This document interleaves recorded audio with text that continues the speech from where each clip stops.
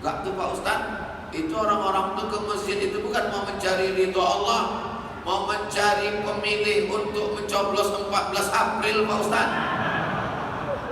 Yang duduk di DPR, yang duduk di DPR RI, yang duduk di DPD itu memperjuangkan hak kita, memperjuangkan negara kita. Mereka duduk di sana pun juga untuk mencari ridho Allah. Polisi dan tentara, Bapak RT, RW, Kades, Kades, Lurah, Pak Kecil itu juga duduk di sana mencari ridho Allah. Kita husnuzan. Maka saudara kita yang gambarnya sudah mulai banyak di tiang listrik, paku di pokok kayu, itu semuanya kita husnuzan dengan duduk di sana dia mencari ridho Allah. Abdul Somad ceramah di sini berapi-api, tapi setelah itu orang tak ingat. Tapi kalau mereka berjuang di parlemen, duduk di Senayan, kita berharap dengan duduknya dia di sana, maka keluarlah undang-undang yang berpihak kepada syariat Islam. Allahu Akbar. Allahu Akbar. Kalau tidak siapa di sana? Kalau tidak siapa yang berjuang? Kalau memang duduk di sana bisa berjuang, kenapa Ustaz Somad tidak berjuang di sana? Kalau aku berjuang di sana, siapa yang di masjid? Bapak Ibu jangan khawatir. Bukan berarti saya nyebut-nyebut Senayan ini saya mau mencalek, enggak. Saya insya Allah sampai mati akan menjadi ustaz. Karena itu pesan dari almarhum datuk saya dulu. Cucuku yang ini sekolah agama, belajar agama supaya mengajarkan agama. Maka orang yang khawatir, takut, jangan cemas, jangan takut. Saya tidak akan mencalek. Tapi saya suka supaya orang-orang baik duduk di tempat yang baik, memperjuangkan la ilaha illallah Muhammadur Rasulullah. Bayangkan kalau yang duduk itu adalah pecandu narkoba, karena duitnya banyak, dibayarnya pagi-pagi, akhirnya menang dia. Karena dalam demokrasi tidak peduli siapa yang mabuk, siapa yang sakau, siapa yang paling banyak suaranya, dialah yang duduk. Betul? Betul katanya. Pagi-pagi itu disawernya semua orang duit dia banyak. Dia jual sabu-sabu, dia jual morbid, dia jual pil anjing gila. Banyak duit dibayar, akhirnya duduk dia terpilih pula jadi ketua sidang parlemen. Maka dalam sidang itu kita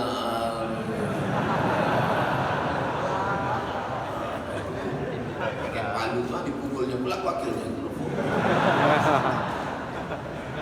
Mana bisa kita melawan? Kecuali masyarakat yang soleh-soleh ini. Berapapun yang mengasih duit, dia tidak akan memilih. Duitnya dia ambil, orangnya tak dia pilih. Betul? Betul. Betul kan? Dia hanya memilih orang yang baik, menempatkan di tempat yang baik, akan mengeluarkan undang-undang yang baik. Amin. Amin. Ini juga usaha. Ini juga adalah dakwah. Yang di parlemen dakwah, yang di mimbar juga dakwah. Yang di parlemen tidak mengejek yang di mimbar. Apa itu soman itu ceramah-ceramah di sini yang sesungguhnya, tapi yang di mimbar juga tak mengejek yang di parlemen. Apa itu mereka? Parlemen. Banyak juga yang mengejek. Ini apa nih mereka? Namanya pasti telusuri pernah tak duduk. Patut dia mengaku. Darah yang dimuliakan Allah Subhanahu wa taala. Setelah iman yang kedua, ya ayyuhalladzina amanu ittaqullah, takutlah kepada Allah. Kalau sudah percaya pasti takut. Betul. Kalau sudah percaya pasti takut. Kalau sudah percaya pasti takut. Mana buktinya kalau percaya pasti takut? Assalamualaikum bro. Waalaikumsalam. Kau jangan lewat jalan Jenderal Sudirman ya. Kenapa? Ada razia. Takut apa tak takut? Takut. Itu karena percaya. Karena percaya ada razia, maka dia pakai helm. Karena percaya ada razia, diperiksa semua mana SIM, STNK, BPKB. Ya, Ustaz Somad kan Ustaz. Kalau Ustaz mana kena tangkap? Saya kena tilang juga. Kenapa Ustaz kena tilang? Saya pakai masker. Pas saya buka, oh Ustaz gitu. Apa maknanya? Orang percaya kepada polisi dan takut kepada polisi. Jadi kalau ada orang percaya kepada polisi, berarti dia beriman kepada, bertambah rukun imannya. Antu'mina billah wa malaikatihi wa kutubihi wa rusulihi wal yaumil akhiri wa bil qadari khairihi wa syarrihi wa bil polisi. Pergi ke rumah sakit, diperiksa sama dokter, di bawahnya balon warna hitam. Habis itu dikempeskan 180 per 150. Bapak kena penyakit darah tinggi. Jangan makan kambing, jangan minum susu, banyak makan buah, banyak olahraga. Ibu, jangan banyak merepet. Nanti bapak ini mati. Akhirnya ibu itu pun merepet agak dikurang-kurang. Terus dia, apa?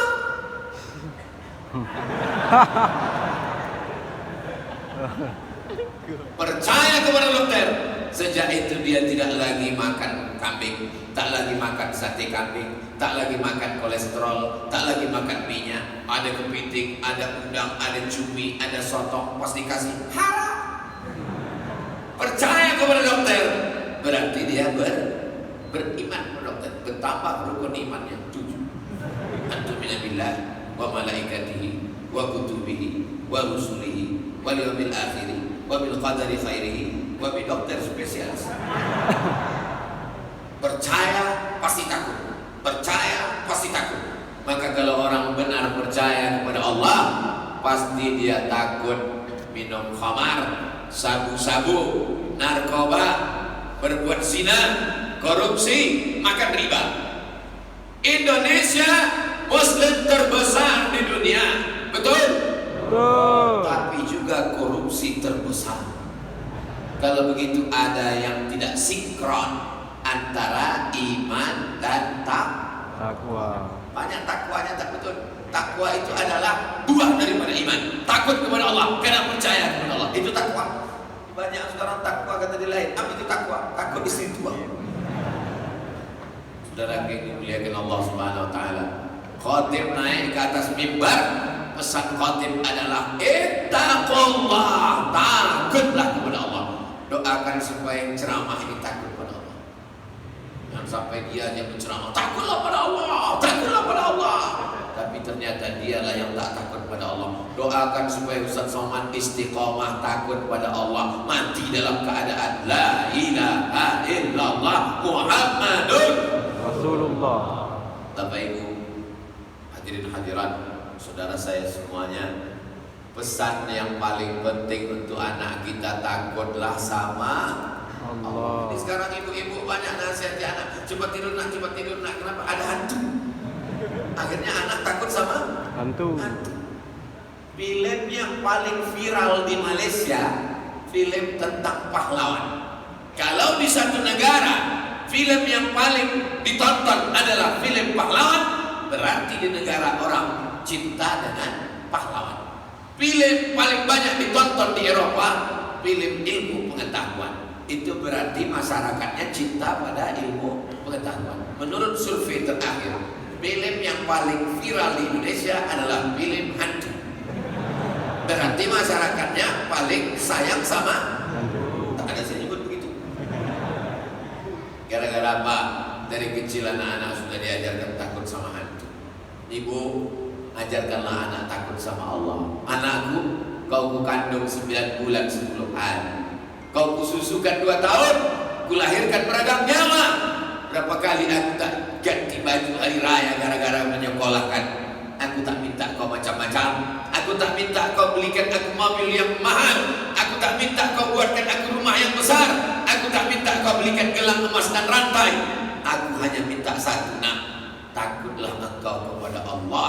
Karena kalau kau takut sama Allah, aku mendapatkan amal jariah anak yang soleh, bukan soman. Saudara yang dimuliakan Allah Subhanahu wa taala, maka kalau sudah sholat takut sama Allah. Orang sholat itu takut sama Allah. Allahu Akbar. Takut dia menengok ke atas. Walaupun sholat tak batal, tapi dia takut menengok ke atas. Mana ada orang sholat itu tengok ke atas, oh cantik kali kamu. Mana ada orang sholat di masjid ini menengok putih mimbarnya, tempat lain coklat.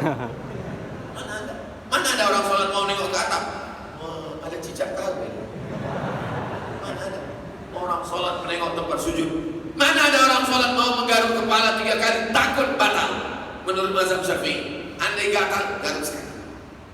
Gatal juga lagi. Gatal juga lagi. Cari apotek. Beli obat kurang.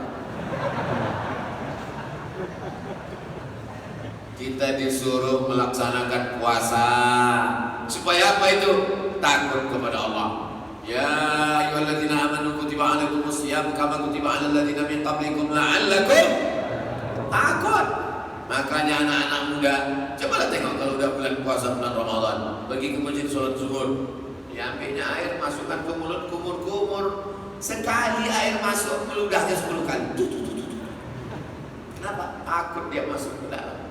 Masuk dia ke toilet kamar mandi masjid, kunci pintu tutup, tengok atas tak ada kamera, dimasukkannya kepalanya ke bak, diminumnya setengah bak, tak ada orang yang tahu, tapi dia tidak melakukan itu. Kenapa? Karena dia takut kepada Allah. Apa yang terjadi kalau orang Indonesia ini takut kepada Allah? KPK bubar, Inspektorat Jenderal bubar, bapak-bapak kepolisian istirahat sejenak, pengawas BPK Badan Pemeriksa Keuangan tidak bubar, tapi bebannya tak terlalu berat. Kita doakan supaya generasi yang akan datang ini yang takut kepada Allah. Nama masjidnya Masjid Taqwa, nama bajunya baju Taqwa, nama orangnya Pak Taqwa. Yang takut itu siapa? Yang takut adalah hatinya kepada Allah Subhanahu wa ta'ala. Melaksanakan haji juga itu. Apa yang ditanamkan saat haji? Takut mencabut bulu hidung, takut mempil, takut menggaruk rambut gugur, takut mencabut tanam-tanaman, takut membunuh burung merpati, takut membicarakan aib orang lain. Faman faradha fihinnal hajja, siapa yang melaksanakan haji, fala rafasa, jangan melakukan kejahatan seksual, wala fusuqa, jangan melakukan perbuatan fasik, wala jidala, jangan lidah kasar, caci maki, sumpah serapah. Agama Islam mengajarkan kita punya rasa takut kepada Allah. Habiskan takutmu kepada Allah supaya tidak takut lagi kepada manusia. Habiskan takutmu aja kepada Allah supaya tidak ada lagi rasa cemas. Makanya wali-wali Allah itu sifatnya dua. La khaufun alaihim wa la hum yahzanun. Tidak ada rasa takut, tidak ada rasa cemas. Jadi kalau ada orang mengaku-ngaku wali, itu syanu wali, itu ada tak? Kata orang kau wali, ya. Ada rasa takut? Ada. Sama siapa? Sama bini. Bapak dipastikan dia itu adalah wali. Dua. Kalau tak wali murid, wali kelas. Ala inna awliya Allah, ketahuilah wali-wali Allah, la khaufun alaihim wa la hum yahzanun. Wahai penegak hukum, takutlah kalian kepada Allah, jatuhkanlah hukum dengan tepat supaya umat ini selamat. Semua pemakai, pengedar, pecandu, penjual narkoba ditetapkan oleh hakim, maka dia mesti dihukum mati. Setuju? Yo.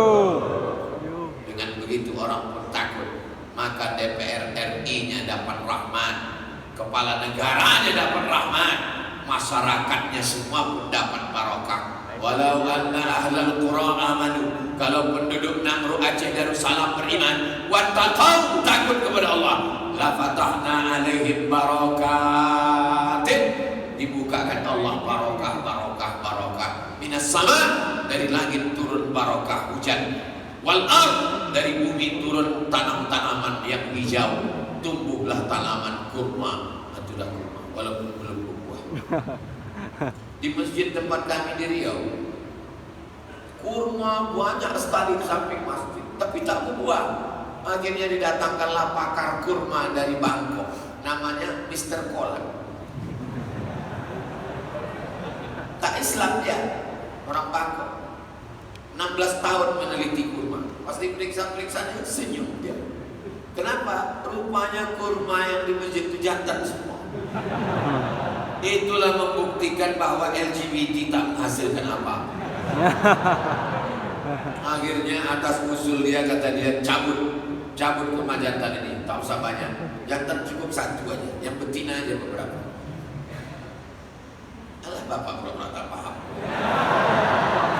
Akhirnya kurma jantan itu satu, karena nanti mau diambil bunganya, dipukulkan ke kurma betina. Dia sudah bunga, ditampung pakai piring, dipukulkan untuk proses pembuahan. Digantilah kurma jantan tadi, tinggalkan beberapa pokok, lalu tanam kurma betina, berbuah. Pas acara berbuahnya, diundanglah. Assalamualaikum Ustaz Somad. Waalaikumsalam. Kami mau mengundang Ustaz ke masjid. Acara apa? Panen perdana kurma dipotong oleh Ustaz Abu Somad. Saya tak pernah menanamnya, saya tak pernah menelitinya.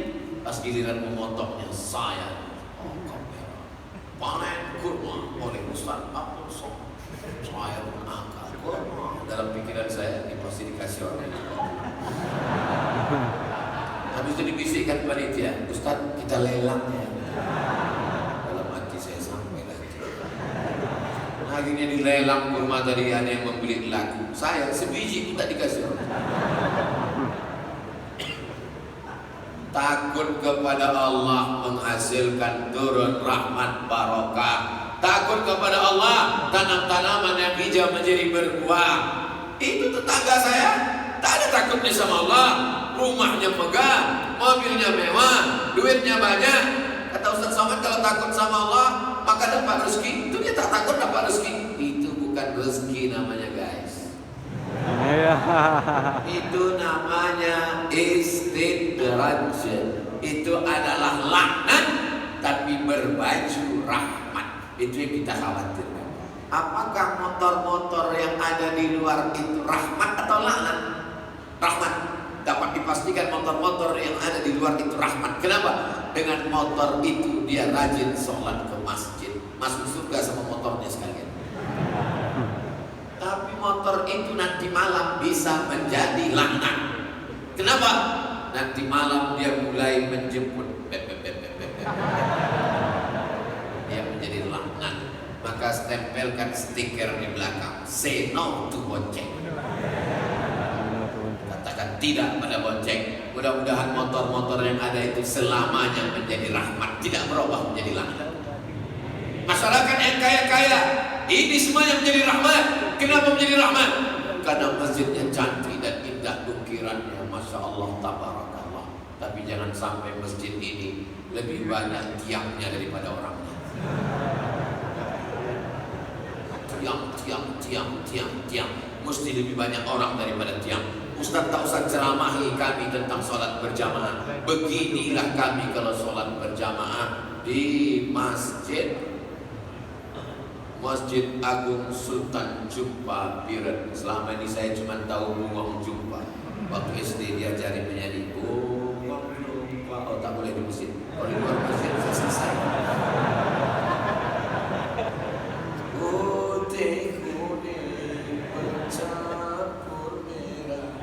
Tak usah kita selesai.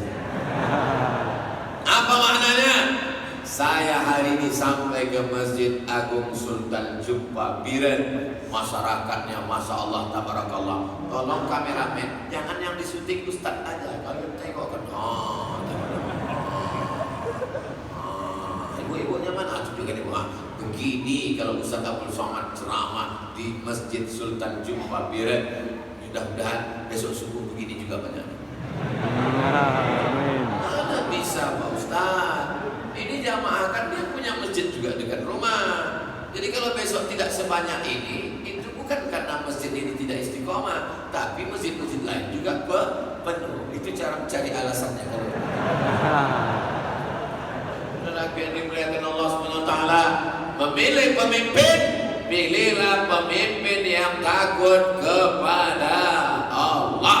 Mencari menantu, carilah menantu yang takut kepada Allah. Mencari suami, carilah suami yang takut pada Allah. Kalau suami takut pada Allah, ibu tak khawatir dia dilarikan pelakor. Betul Bu? Oh, betul itu. Assalamualaikum Pak. Waalaikumsalam. Abang lagi di luar kota ini tugas kantor. Dia lagi di mana? Aku di Banda Aceh. Di mana tinggal? Di Hotel Syariah. Mana buktinya? Ini gambar sudah saya. Bisa ditutup ya. pergi dia ke konvensional. Itu bukan takut sama Allah, itu namanya takut sama bini. Ibu kalau mau takut kepada Allah, dia akan senantiasa